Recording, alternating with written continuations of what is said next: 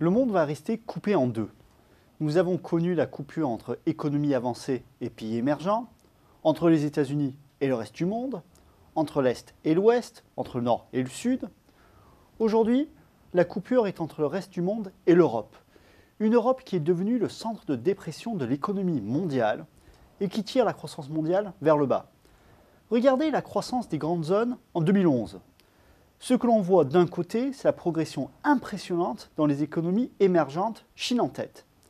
La Corée a su tirer son épingle du jeu, alors que le Japon a payé un lourd tribut aux catastrophes naturelles. Ce que l'on voit surtout, c'est la performance médiocre mais similaire des États-Unis et de la zone euro. Regardez maintenant cette même carte, mais cette fois-ci pour 2012. On y voit se dessiner la nouvelle configuration de l'économie mondiale, avec le Japon qui rebondit et les États-Unis qui arrivent à tenir le coup, et la croissance euro-hollandaise qui s'effondre à 0,2% seulement. C'est notamment cela qui explique le ralentissement plus général de l'économie mondiale, malgré l'allure plus que respectable de la croissance chinoise notamment. Pourquoi donc les Américains arrivent-ils à tenir le cap alors que l'Europe n'y arrive pas? Ce qui est sûr, c'est qu'il y a une vraie volonté politique aux États-Unis de soutenir l'économie à bout de bras. Certes, les problèmes demeurent légion, notamment le chômage, mais les entreprises américaines n'ont eu cure de la perte du AAA dès l'été dernier et ont d'ores et déjà recommencé à garnir leur stock, confiantes qu'elles sont que la demande finira forcément par repartir.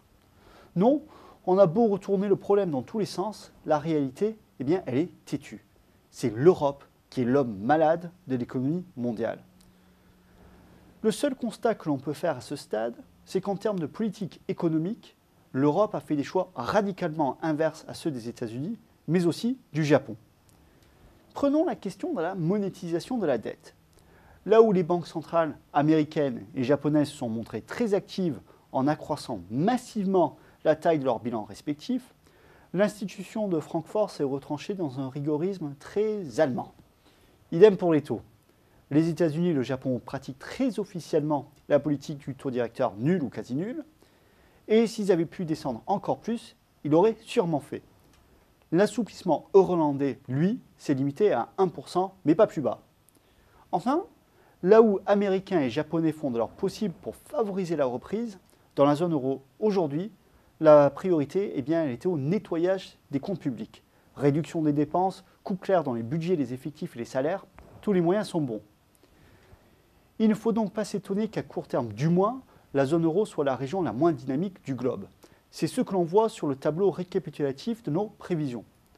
Nous avons déjà évoqué les États-Unis, qui parviennent à maintenir un rythme de croissance stable, mais on ne saurait passer sous silence le rebond japonais, malgré de nouveaux coups durs en fin d'année dernière, avec les inondations en Thaïlande, qui ont de nouveau déstabilisé les chaînes logistiques dans l'électronique. Certes, avec une population vieillissante et déclinante et une déflation lancinante, l'heure n'est plus à des taux de croissance flamboyants. Mais au moins le déclin relatif est-il bien géré. Bien entendu, les locomotives de la croissance mondiale se situent dans les pays émergents. Mais la demande mondiale, notamment par la faute de l'Europe, sera moins vigoureuse cette année, de sorte que la progression du PIB dans l'Asie émergente sera moins forte que par le passé. Voilà aussi qui pourrait jeter un voile sur les économies latino-américaines, pour lesquelles les exportations de matières premières restent très importantes, malgré une demande intérieure dynamique.